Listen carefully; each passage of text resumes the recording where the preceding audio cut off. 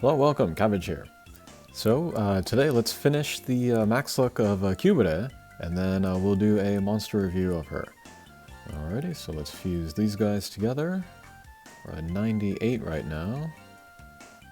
And there's 99.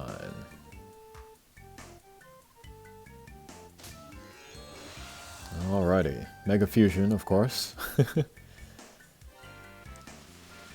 Alright, and there she is.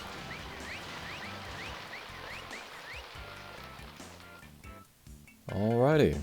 And then, yeah, I was looking forward to this mission for a long time, actually.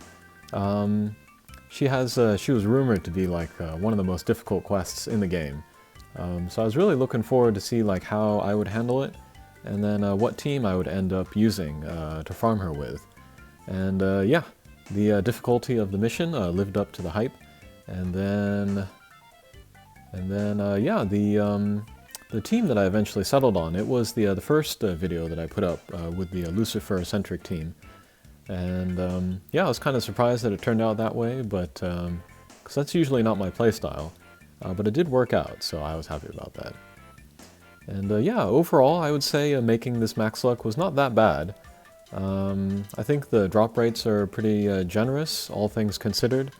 I would say the extreme, it doesn't drop as well as a regular extreme. But it does drop better than a Savage. And then the EX stage, which I beat maybe a third of the time, maybe 40% of the time, those drop rates were pretty good. So yeah, this was not too bad. I think there's 2 weeks in all, and then I did it in like 3-4 days. So yeah, if you're still on the fence about making her, I say go ahead. And yeah, I know some people are doing it where they're playing only the extreme stage.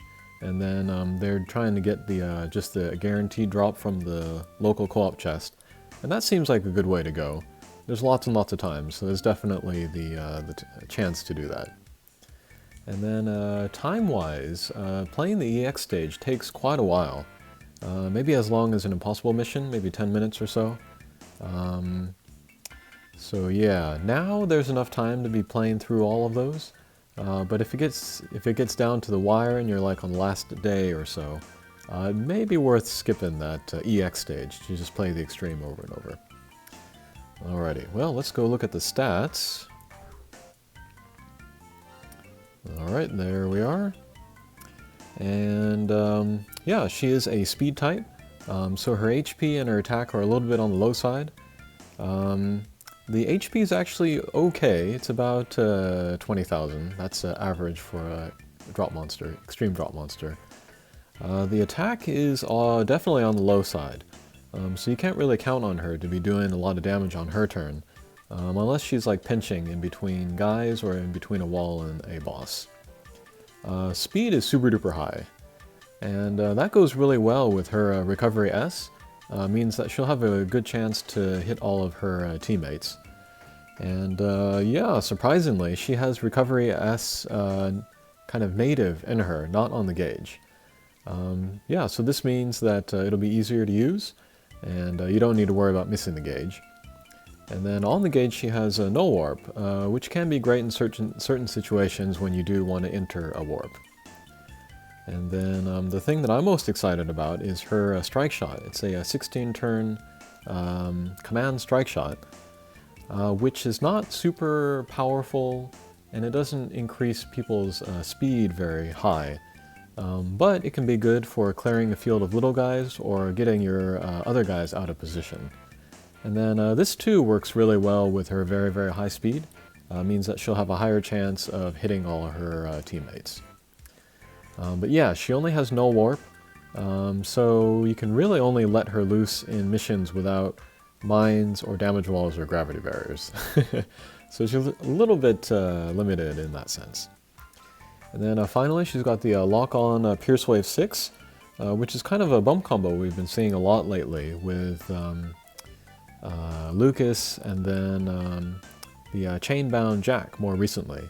And yeah, if you've spent any time with this, you know it's pretty powerful, and it's especially good at clearing the field of mobs. So yeah, with her strike shot and her bump combo, she's actually a pretty good source of damage. So yeah, pretty cool.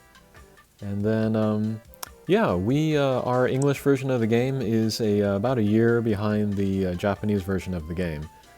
So we have the benefit of foresight. And when this Cybele came out in JP, warps were still not sort of the main focus of the game. So a lot of people passed on making the max look of this. Also partly because the quest was so difficult. But since we get to look ahead a year where the game is going, we know that having no warp bounce max luck, that is dark element, that can go to lots of different quests, is going to be very, very useful. So yeah, I highly recommend making this max luck if you have the chance. Especially if you don't have impossible max lucks. This one would be very useful. And yeah. Oh yeah, and then to talk about quests that she is good for. Impossible missions, she's good for Izanagi especially. And then later there'll be a zero version of Izanagi, which she will also be good for. And I remember when Kikuta first came out, they said that she would be good for Hakua. And they said this because of her 16-turn strike shot. I think she's not part of that conversation anymore, and I would agree. Her attack is pretty low, so I don't think she could do a lot of damage in that stage. And then, yeah, having the 16-turn strike shot that would charge up quickly would be very helpful. Yeah, but not a great damage source for Hakua. Yeah, if you did want to use a max luck for Hakua, then I would still recommend just Kushinada or Tsukuyomi. So yeah, I would leave Cybele on the sidelines for Hakua. Okay, but anyways, a lot of people, they've been kind of talking about comparing Cybele to this guy here, Rip and Reaper Jack. And they have a lot of things in common. They're both Dark Element, they both have Null Warp and Recovery S. And so people are kind of wondering if it's worth making Cybele in addition to Rip and Reaper Jack. And of course I would say yes. The greatest difference is their sling style. One is a pierce, one is a bounce. Stats, Jack here is more balanced overall. Cybele has the higher speed. And yeah, that both works to their advantage for each type. Rip and Reaper Jack, you kind of want to work on his positioning because of his bump combo. While Cybele, you want to have flying around the field more often. So that works better with her speed. And then, let's see, very different strike shots as well. Yeah, Jack is kind of a finisher, and he doesn't get to use it as often, of course. And then Cybele, you can use her strike shot multiple times during a quest. So yeah, there is that big difference as well.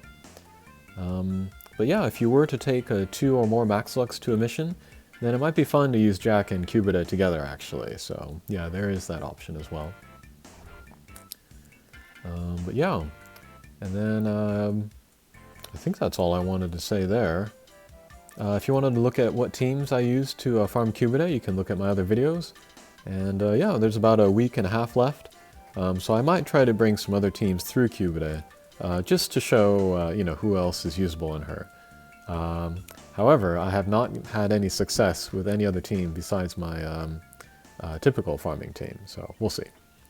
Alrighty, well, thanks for watching, and good luck with your Cybele max luck. We'll see you again. Take care.